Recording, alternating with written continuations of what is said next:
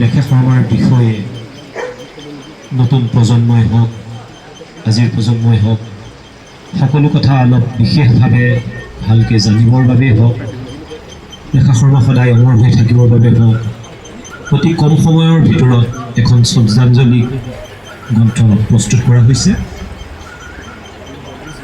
পৰিয়ালৰ ফালৰ পৰা বিশেষকৈ তেখেতৰ বোৱাৰী মানসী বৰুৱাই প্ৰথম প্ৰস্তাৱটো দিছিলে আৰু এই অভিযানৰ লগত আলোচনা কৰিছিলে। তেতিয়া আমি এই সম্পাদনাৰ কাম নগাঁও প্ৰেছ ক্লাবৰ সভাপতি তথা বিশিষ্ট সাংবাদিক জিতেন বৰকাকতি দেৱক সম্পাদনাৰ দায়িত্ব দিয়াৰ কথা আমি প্ৰস্তাৱ কৰিছিলোঁ আৰু জিতেন বৰকাকতি দেৱেও সেই প্ৰস্তাৱ গ্ৰহণ কৰিছিলে।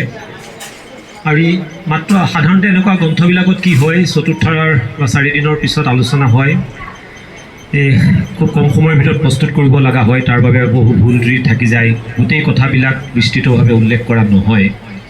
তথাপিও আমি আৱেগক বেছি গুৰুত্ব দি পেলাই কামটো কৰোঁ আৰু আমাৰ বাবে সৌভাগ্য যে মাত্ৰ 7 দিনত আমি শ্ৰাদ্ধৰ দিনাই বিয়লি 3 বজাত কিতাপখন আমাৰ ছাপাশালৰ পৰা আহিলে, কিন্তু আজি আমি উন্মোচন কৰাৰ কথা ভাবিলোঁ। 142 পৃষ্ঠাৰ এখন কিতাপ মাত্ৰ 7 দিনত প্ৰস্তুত কৰা হৈছে আৰু এই ক্ষেত্ৰত আমি জ্যেষ্ঠ সাংবাদিক জিতেন বৰকাকতি দেৱক বিশেষভাৱে ধন্যবাদ দিব লাগিব। আৰু এই অভিযানে মোৰ সীমাবদ্ধতাৰ মাজত যিমানখিনি সহায় পাৰোঁ কৰিছোঁ সহযোগী হিচাপে। আৰু পৰিয়ালবৰ্গ তেখেতৰ সকলো পুত্ৰ সকলো বোৱাৰীয়ে প্ৰত্যক্ষভাৱে বা পৰোক্ষভাৱে সহায় কৰিছে, তেখেতসকলে লেখা দিছে, যাৰ বাবে কিতাপখন সম্ভৱ হ'ল। ৰেখা শৰ্মা নামেই যাৰ পৰিচয়, এক সত্তা, সাহসী, নিৰ্ভীক, স্পষ্টবাদী এগৰাকী মহিলা, যাৰ কণ্ঠ আজি স্তব্ধ হৈ গৈছে। ৰেখা শৰ্মাৰ বিষয়ে ইয়াত গোট খোৱা সকলক আমাৰ নতুনকৈ ক'ব লগা হয়তো বিশেষ কথা নাথাকে। আজি এই গ্ৰন্থখন উন্মোচন কৰিবৰ বাবে আনুষ্ঠানিকভাৱে আমাৰ আমন্ত্ৰণ ক্ৰমে আমাৰ মাজত উপস্থিত হৈছে শিক্ষাবিদ, প্ৰাক্তন অধ্যাপক তথা অসম চৰকাৰৰ প্ৰাক্তন মন্ত্ৰী শ্ৰদ্ধেয় গিৰীন্দ্ৰ কুমাৰ বৰুৱাদেৱ। তেখেতে কিতাপখন উন্মোচন কৰিব আৰু আমাৰ মাজত প্ৰকাশ মহন্তদেৱ গুৱাহাটীৰ পৰা আহি পাইছে। আমি এই সুযোগতে তেখেতকো ধন্যবাদ জনাইছোঁ। আমি এতিয়া আগবাঢ়িছোঁ। আচলতে বিভিন্নজনে কিতাপত বহু কথা লিখিছে। কবিয়ে তেখেতক যোদ্ধা বুলি পৰিচয় দাঙি ধৰিছে। এই কিতাপত সন্নিৱিষ্ট হোৱা এটি কবিতা ডক্টৰ প্ৰয়াস শইকীয়াই লিখিছিল। মই সেইটোৱে আৰম্ভ কৰি আমি পৰৱৰ্তী মূল কাৰ্যসূচীলৈ যাম। যোদ্ধা। তেওঁ আছিল ৰাজিকা মোহনৰ জ্যেষ্ঠা, যেন মহাভাৰতৰ বাৰ্তা। যাজ্ঞবল্কৰ প্ৰশ্নৰ মুখত নত নোহোৱা যেন গাৰ্গী, অত্যন্ত মেধাৱী এক যোদ্ধা। শত আলোকিত প্ৰজ্ঞাৰ পোহৰেৰে লিখা এক অনন্য আলোকৰ ৰেখা। আছিল দীপ্তি, জীয়াই ৰাখিব লাগিব আমি বিশাল ভাৰতবৰ্ষৰ সংস্কৃতি। তেওঁ সদায় হৈ থাকিব এক অম্লান বাৰ্তা। তেওঁৰ সোঁৱৰণি মানে প্ৰজ্ঞাৰ বিবস্বানৰ বিস্ফোৰিত ৰেখা। প্ৰণাম হে বিদুষী অগ্ৰজ আমাৰ ৰেখা বাইদেউ। আমি গ্ৰন্থখন উন্মোচন কৰাৰ পাক মুহূৰ্তত ৰাষ্ট্ৰীয় সেৱিকা সমিতিৰ এগৰাকী কাৰ্যকৰ্তাই পৰহি এটা কবিতা দি গ'ল কিতাপত প্ৰকাশ কৰিবৰ বাবে। ইতিমধ্যে পৰহি আমাৰ কিতাপ উন্মোচন হৈ গৈছে। সেই গতিকে তেখেতৰ প্ৰতি সন্মান জনাই পুতুল শৰ্মা বাইদেৱে দিয়া কবিতাটো মই ৰেখা শৰ্মা বাইদেউৰ বোৱাৰী বিদুলা শৰ্মাক পাঠ কৰিবলৈ অনুৰোধ জনাইছোঁ।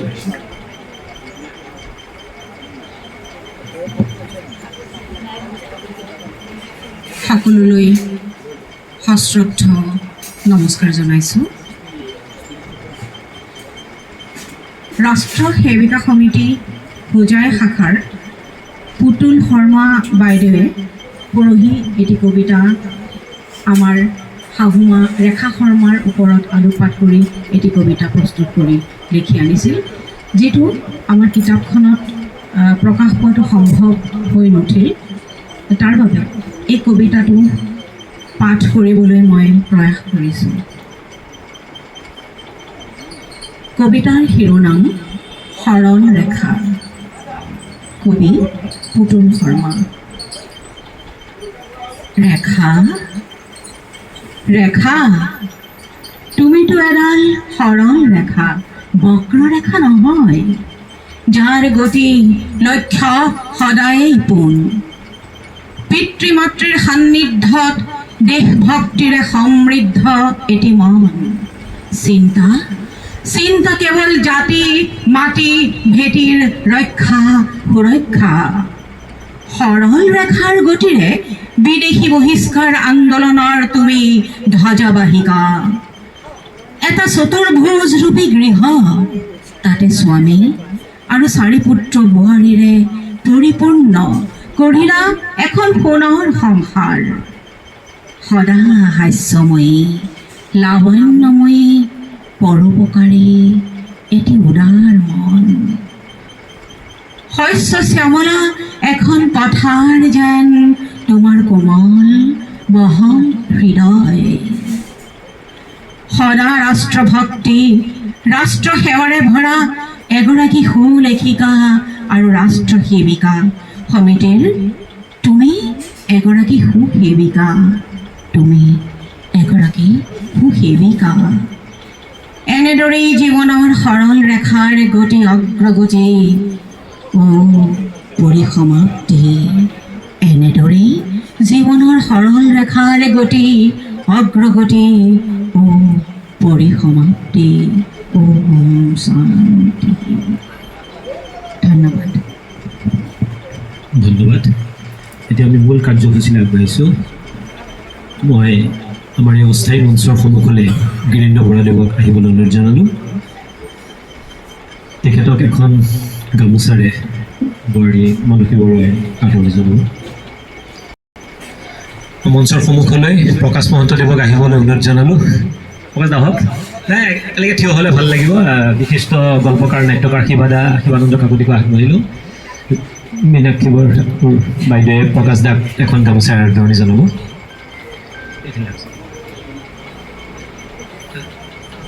কংকনা কৌশিক মানে তেখেতে লেখকৰ বাইদেউ বোৱাৰী, তেখেতে প্ৰকাশ দাক এখন গামোচাৰে আদৰণি জনাব।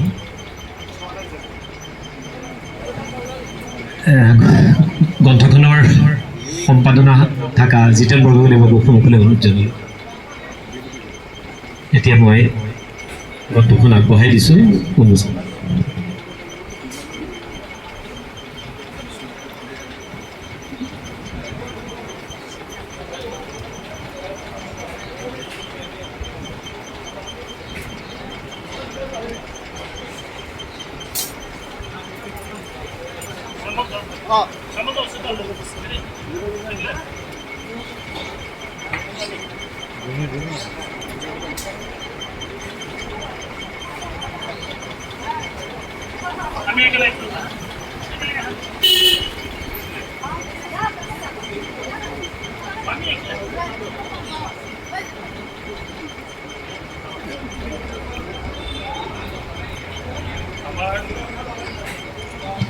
গ্ৰন্থখন উন্মোচন কৰা হ'ল বুলি আমাক ঘোষণা কৰে।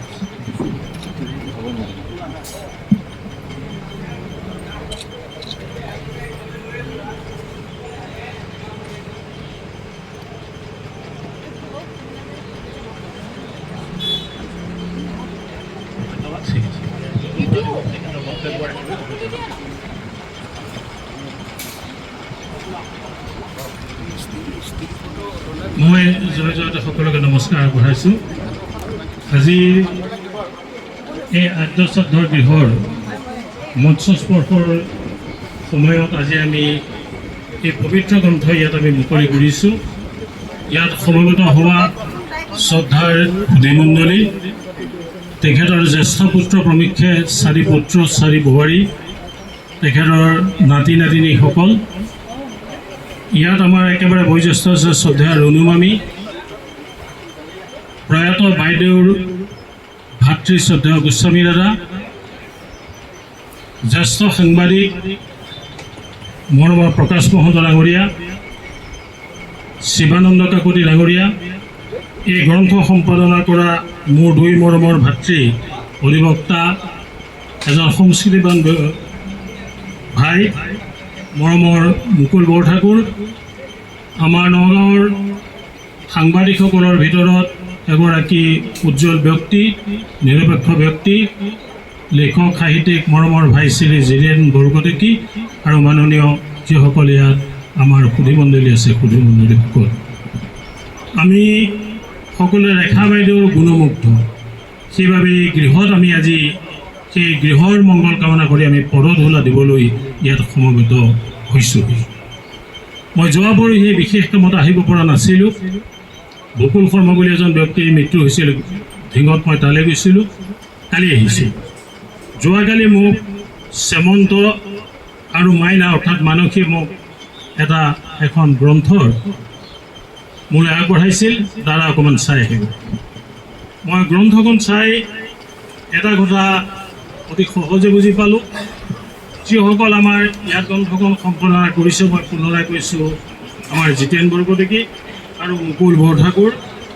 ইয়াত পৰিয়ালৰ ফালৰ পৰা আৰম্ভণিতে ইয়াত কৃতজ্ঞতা জনোৱা হৈছে সকলো লিখক লেখিকা, যিসকলে তেখেতৰ বাইদেউৰ শ্ৰাদ্ধৰ কালত তেখেতৰ এই পৰিয়ালৰ প্ৰতি সহানুভূতি প্ৰকাশ কৰিলে, সকলোৰে প্ৰতি কৃতজ্ঞতা আগবঢ়াইছে।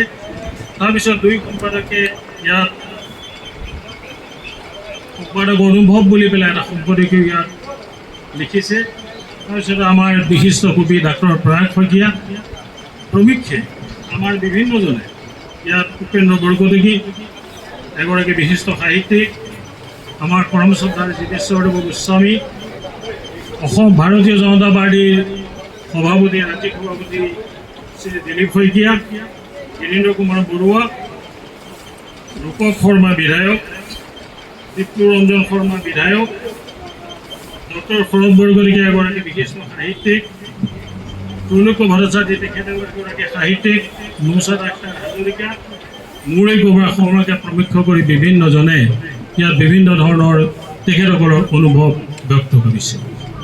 মই ইয়াত বিশেষ কথা নকওঁ, কিন্তু মই এটা কথা ক'লোঁ যে যোৱাকালি মই গ্ৰন্থখন হাতত তুলি এটা কথা মই অনুভৱ কৰিছোঁ, প্ৰত্যেকৰে চিন্তা আৰু চৰ্চাত এটাই কথা যে প্ৰয়াত ৰেখা বাইদেউ সঁচা কথাত এগৰাকী দেশপ্ৰেমিক ব্যক্তি আছিল। মই লিখাটো লিখিছোঁ। এতিয়া দেশপ্ৰেমৰ নামত যিটো এথিক্স আমি সাধাৰণতে সলনি কৰোঁ, নীতি সলনি কৰোঁ। এতিয়া নীতি নিৰ্ধাৰণ কৰা হয় বতাহ অনুযায়ী, বতাহ যেনি যায় আমি সেইমতে আমাৰ নীতি আমি গ্ৰহণ কৰোঁ আৰু আমি সেই নীতিকে আমি সৰগত কৰি আগবাঢ়োঁ। কিন্তু ৰেখা বাইদেউ শিলৰ ৰেখা স্বৰূপ আছিল এটা কথাত যে তেওঁ পিতৃগৃহৰ পৰা অৰ্থাৎ ৰাধিকা মোহন গোস্বামী ককাদেউৰ ঘৰৰ পৰা এই ঘৰলৈ যেতিয়া বোৱাৰী হৈ আহিছিল, সেই ঘৰৰ যিটো ভাৰতীয় সংস্কৃতি পৰম্পৰা, আৰ্য সভ্যতাৰ যিটো পৰম্পৰা, সেই পৰম্পৰা ৰক্ষাৰ কাৰণে সেই পৰিয়ালে যেনেকৈ এটা নীতিৰ যুঁজত আবদ্ধ হৈ আছিল, সেই নীতিৰ যুঁজ এই বোৱাৰী হৈ অহা ঘৰখনতো তেখেতে জন্ম দিছিল আৰু সেই নীতিৰ যুঁজকে আবদ্ধ হৈ তেখেতে মৃত্যুক সাৱটি লৈছিল। আমি প্ৰকাশ হওক আমাৰ যিবিলাকে আমি আন্দোলন কৰিছিলোঁ, আমি আন্দোলন কৰা অসমীয়া সকলোৱে অসম আন্দোলন কৰিছিলোঁ, কিন্তু আমি কিছুৱে আগভাগ লৈছিলোঁ। বাইদেউক আমি নিশ্চয় ওচৰৰ পৰা পাইছোঁ আৰু শেষ মুহূৰ্তলৈকে বাইদেউৰ এটা কথা আমি এই কিতাপখনত প্ৰত্যেকে এটা কথা লিখিছে, বাইদেউক আপোচবিহীন কেতিয়াও কম্প্ৰমাইজ কৰা নাছিল কোনো কথাত। যিটো মই অকণমান আগতে ক'লোঁ যে অসম আন্দোলন কৰিছিলোঁ, মই ইয়াত নিজে লিখিছোঁ, to save India today, to save Assam tomorrow, যে আজি ভাৰতবৰ্ষক ৰক্ষা কৰা আৰু কালিলৈ অসমক ৰক্ষা কৰাৰ কাৰণে আমি অসম আন্দোলন কৰিছিলোঁ। বাইদেউ আন্দোলন কৰিছোঁ আছিল। এই যে আমি কৈছোঁ ৰাধিকা মোহন ককাদেউৰ ঘৰৰ পৰাই এই ঘৰলৈকে ভাৰতীয় পৰম্পৰা সংস্কৃতি আৰ্য সভ্যতাৰ যিটো নীতি, এই নীতি কঢ়িয়াই লৈ আছিল। তাৰ মাজতে কিন্তু বাইদেউৰ এটা সাংঘাতিক কথা আছিল, সেইটো আছিল অসমীয়া জাতীয়তাবাদ। এইটো বৰ ডাঙৰ আৰু যিটো কাৰণে বাইদেউক মই ব্যক্তিগতভাৱে শ্ৰদ্ধা কৰিছোঁ আৰু আমৃত্যু বাইদেৱে সেইটো কঢ়িয়াই লৈ গ'ল। মই শেষ কৰিছোঁ এটা কথা, সেই কথাটো হৈছে যে কালিৰ দৈনিক অসম বাতৰি কাকতত এটা বাতৰি বৰ সুন্দৰকৈ পৰিৱেশন হৈছে। সেইটো হৈছে এই যে আমাৰ পৰহি যিখন ফুটবল খেল আছিল, কাৰ কাৰ আছিলে, আমাৰ আৰ্জেণ্টিনা আৰু আমাৰ এইখন কেপ ভাৰ্ডে বুলি দেশ নহয়নে বাৰু? কেপ ভাৰ্ডে এখন সৰু দেশ, মাত্ৰ 5 লাখ জনসংখ্যা, মানচিত্ৰত নাই, মানুহে চিনি কৰি নাপায়, চিনি কৰি নাপায়। মই কলেজত পঢ়িলোঁ, মই চিনি নাপাওঁ। কিন্তু কেতিয়া হ'ল এই যে খেলখনত অংশগ্ৰহণ কৰিলে তাৰ লগত আৰ্জেণ্টিনাৰ লগত, কিন্তু কি হ'ল জীৱনৰ সৰ্বোচ্চ উজাৰিও তেওঁলোকে সুফলাফল নাপালে। মন কৰিব, জীৱনৰ সৰ্বোচ্চ উজাৰিও কেপ ভাৰ্ডে কিন্তু পৰহি ফুটবলত কি নাপালে, তেওঁলোকে সুফল নাপালে। কিন্তু তেওঁলোকৰ মানসিকতা আৰু তেওঁলোকৰ যিটো চিন্তাধাৰা, সেই চিন্তাধাৰাই তেওঁলোকক কি কৰিলে, এটা প্ৰতিষ্ঠিত বাহিনীলৈ তেওঁলোকক ৰূপান্তৰ কৰিলে। হয় নহয় কওক? যে কেপ ভাৰ্ডে বিশ্বৰ চকুত এখন যে ৰাষ্ট্ৰ এখন আছে, সেইটো কি হ'ল, বিশ্বৰ জনগণৰ 750 কোটি মানুহক দেখুৱাই দিলে 5 লাখ জনসংখ্যাই যে আমি বিশ্বৰ বুকুত আছোঁ। এই মানুহগৰাকীও তেনেকুৱা এগৰাকী ব্যক্তি। মই সেই দেশখনৰ লগত তুলনা কৰিবলৈ পালে ভাল পাওঁ যে যিগৰাকী ব্যক্তিয়ে নিজৰ নীতিত অবিচল হৈ সদায় নিজৰ নীতিত থাকে, যে জীৱনৰ সৰ্বোচ্চখিনি বাইদেৱে দিবলৈ চেষ্টা কৰিছে, হয়তো মাজত পোৱা নাই, কিন্তু নিজক প্ৰতিষ্ঠা কৰিছে। কিহেৰে প্ৰতিষ্ঠা কৰিছে? মানুহৰ মাজত, আমাৰ মাজত। এই কেনেকৈ প্ৰতিষ্ঠা কৰিব পাৰিছে? একমাত্ৰ নিজৰ নীতিত কঠোৰ হৈ, নিজৰ নীতিত আবদ্ধ থাকি, নিজৰ নীতিক কোনোদিনা আপোচ নকৰাৰ কাৰণে ৰেখা বাইদেউ এটা আমাৰ মাজত আপোচবিহীন ব্যক্তি, আপোচবিহীন সত্তা, আপোচবিহীন সংগ্ৰামী আৰু আপোচবিহীন আমাৰ আদৰ্শৰ ব্যক্তি। এই 2-4 এষাৰ কথাৰে মই সামৰণি মাৰিছোঁ। তেখেতৰ আত্মাৰ শান্তি হওক, পৰিয়ালৰ সকলো প্ৰকাৰে 4 পুত্ৰ, বোৱাৰী, নাতি, তেখেতসকলৰ ইষ্ট কুটুম্ব সকলোৰে মংগল হওক, কল্যাণ হওক, ঈশ্বৰে তেখেতসকলৰ উন্নতিৰ পথলৈ আগুৱাই নিয়ক। সাধুনাং দৰ্শনং পুণ্যম, সকলো সাধুকে পাইছোঁ যে সাধু দেখিলে কি হয়, পুণ্য অৰ্জন কৰা হয়। তীৰ্থভূতাহি মাধৱ, যে তীৰ্থলৈ নগ'লেও হয়। গতিকে সকলো সাধুকে, সকলো ব্যক্তিকে পুনৰাই শ্ৰদ্ধা জনাই তেখেতৰ আত্মাৰ মহাপ্ৰভুৱে শান্তি কৰক, ইয়াকে কৈ মই 2-4 কথা সামৰণি মাৰিছোঁ। নমস্কাৰ। ধন্যবাদ বক্তব্য। আমি হয়তো 15 মিনিটৰ ভিতৰতে আজি সভাখন সামৰিব লাগিব। ইয়াৰ পিছত আৰু বেলেগ অনুষ্ঠান আছে, সকলোৱে একেলগে আমি উচ্চ স্পৰ্শ কৰিম। নগঞা এটি বলিষ্ঠ গ্ৰন্থ আজি স্তব্ধ, কিন্তু এই গ্ৰন্থখনে তেখেতক কোমল কৰি ৰাখিব। মই প্ৰকাশ মহন্তদেৱক দুআষাৰ ক'বৰ বাবে অনুৰোধ জনাম।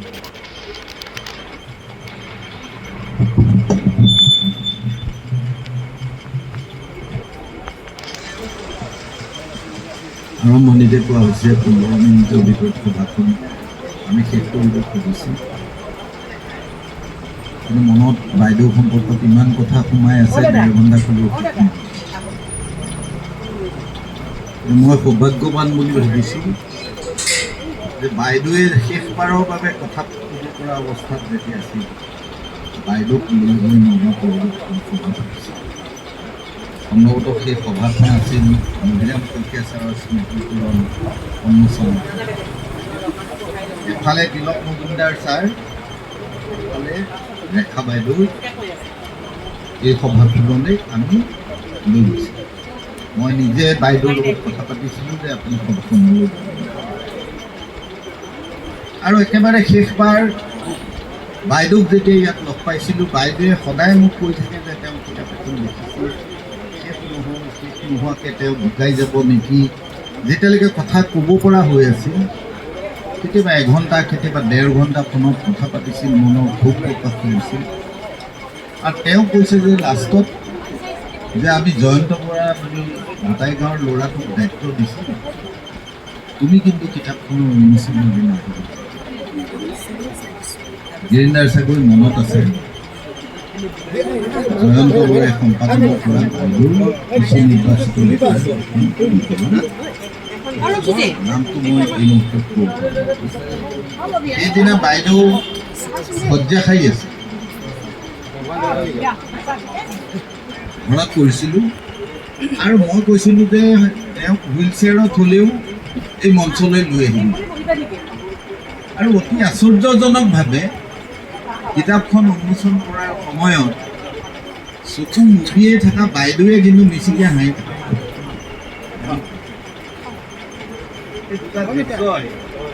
বাইদেউৰ ভিতৰত সোমাই থকা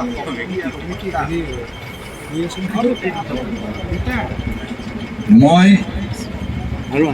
এই দুটা দিনত সেইবাবেই নিজকে অতি আনন্দিত বুলি অনুভৱ কৰোঁ।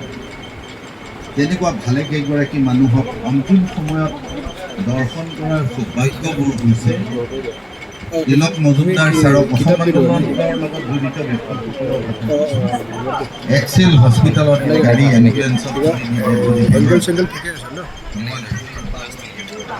পঠিয়াই দিব পাৰিছিলোঁ। স্বৰ্ণ বাইদেউ যেতিয়া শয্যাশায়ী হৈ আছিল গুৱাহাটীত প্ৰেছক্লাবলৈ নি মাহটো অতিথি হিচাপে তেওঁৰ গোটেই জীৱন পৰিক্ৰমা সম্পৰ্কত বিভিন্ন কথা তেওঁৰ মনলৈ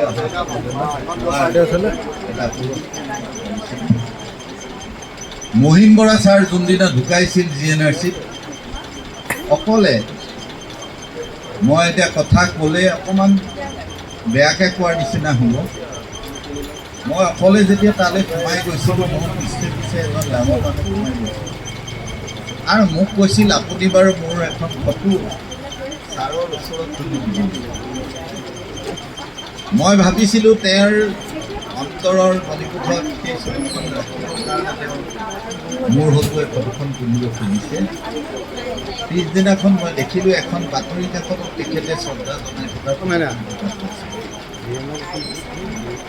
মহিম বৰা ছাৰৰ মৃতদেহটো সন্মুখত লৈও তেনেকুৱা চিন্তা কৰিব পৰা মানুহ যেনেকৈ আছে, বাইদেউ বুকুত লৈ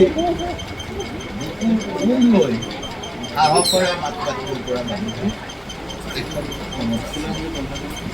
আৰু মই বেছি কথা নকওঁ, ক'লে কথা ওলাই গৈ থাকিব। শেষত মাথো এটা কথা কওঁ যে নগাঁৱৰ এক বহু বৰেণ্য ব্যক্তি যে বৌদ্ধিক জগতৰ ৰাজনৈতিক জগতৰ ভোটা তৰা হৈ জিলিকি আছে যদিও নগাঁৱৰ মানুহ চাকিৰ তলৰ আন্ধাৰৰ দৰে নগাঁৱৰ মানুহে সেইসকলৰ কথা নাজানে। আজিৰ ছাত্ৰক যদি বুধীন্দ্ৰনাথ তিলিয়াল ভট্টাচাৰ্য কোন আছিল বুলি সোধা যায়, বহুতে হয়তো তাৰ উত্তৰ দিব। আত্মাৰাম শৰ্মা কোন আছিল বুলি যদি সোধা যায়, তাৰ উত্তৰটো হয়তো দিব পৰা নাছিল। মৰি কলমত যিখন শ্ৰদ্ধাঞ্জলি প্ৰদান কৰে তাৰপিছত মই সেইবোৰ লিষ্টখন দেখি মই কিছু কাৰেকশ্যন কৰিছোঁ, যলৈ খাওঁ ভোলাদান বৰুৱাৰ নাম দি অনা হৈছিল, আত্মাৰাম শৰ্মাৰ নাম তো যোগেন্দ্ৰ নাৰায়ণ ভূঞা ছাৰৰ নাম অনা হৈছিল, বুধীন্দ্ৰনাথ তিলিয়াল ভট্টাচাৰ্যৰ নাম অনা হৈছিল। তেনেকৈ গৈ ৩২জনৰ নাম সন্নিৱিষ্ট হৈছিল। কিন্তু অসম আন্দোলনটোক উজ্জীৱিত কৰা, প্ৰেৰণা দিয়া নগাঁৱৰ এই যি মহিলাসকল, য'ত মিনু বৰাহঁত আছিল, য'ত বকুলিকা গোস্বামী বাইদেউ আছিল, য'ত মাথনি বৰপতি বাইদেউ আছিল, য'ত আইতা আছিল, য'ত গায়ত্ৰী গায়ক বাইদেউ আছিল, এই মহিলাখিনি আমি যেন ক'ৰবাত কেতিয়াবা পাহৰি যাওঁ। আমি কুন্তলা ডেকাৰ কথা জানো, কুন্তলা ডেকাক ইয়াৰ পৰা গৈ উলিয়াই অনা মানুহ ৰেখা বাইদেউহঁতে আছে। আমি সেই নগাঁৱৰ ঐতিহ্য, নগাঁৱৰ মহিলাসকলৰ জাতিটোৰ প্ৰতি দায়বদ্ধতা আৰু সমগ্ৰ অসমীয়া জাতিক আন্দোলনটোক আগুৱাই নিয়াৰ বাবে, মহিলাসকলক আগবঢ়াই লৈ যোৱাৰ বাবে প্ৰেৰণা দিয়া অসমৰ নগাঁৱৰ মহিলাসকলক আমি মনত ৰখাৰ ক্ষেত্ৰত ক'ৰবাত নহয় ক'ৰবাত আমি যেন কিছুৱেই। আজি ৰেখা বাইদেউক যিগৰাকী ছোৱালীয়ে সিহঁত আজি আছেনে নাই মই নাজানো, আছে ন ভোটাই গাঁৱৰ দুজনী ছোৱালী আৰু এজনী ছোৱালী আছে।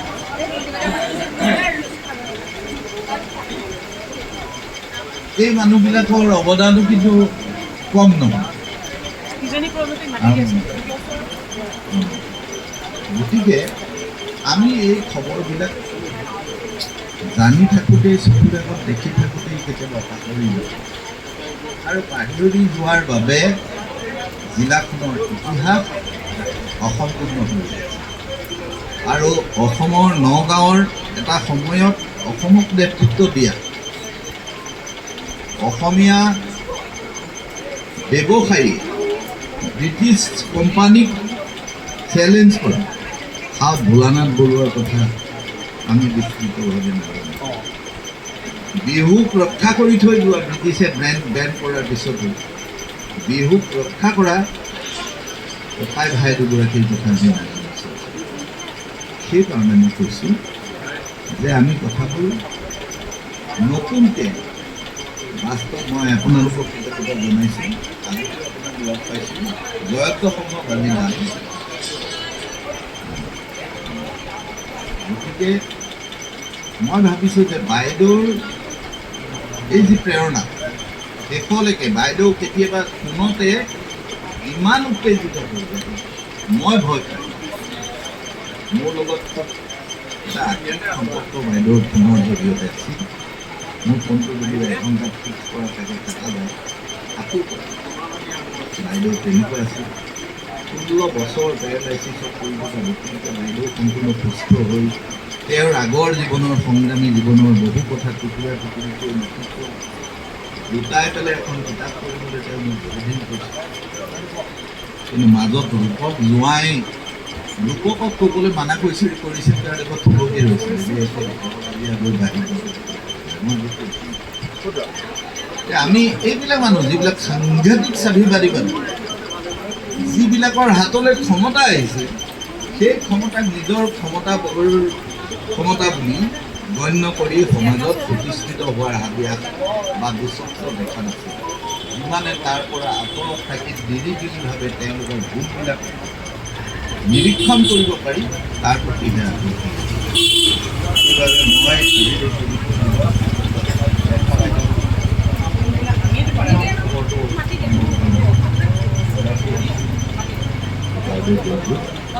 মই তেতিয়া নাহিম বুলি কৈছোঁ। মই আজি কলম কৰিছোঁ বাইদেউৰ প্ৰতি শ্ৰদ্ধা নকৰা কৰি বাইদেউৰ আত্মাই কুন্তলা ডেকা বাইদেউতকৈ ডাঙৰ দমাই আছিল। সেই কমাণ্ডিং ভইচ দম দিয়াৰ সাহসটো বাইদেৱে এতিয়াও গ্ৰহণ কৰিছে। যিটো ৰেখা মই পুনৰ সকলোকে ধন্যবাদ জনাই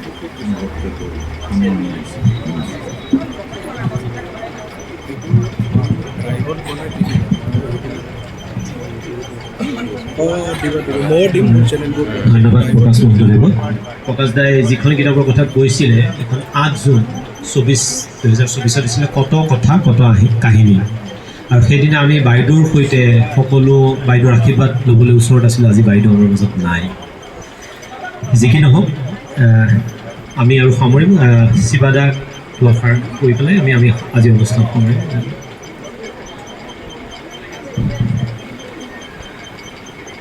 মাননীয় সুধীবৃন্দ, আচলতে আৰু বিশেষ ক'বলগীয়া নাথাকে।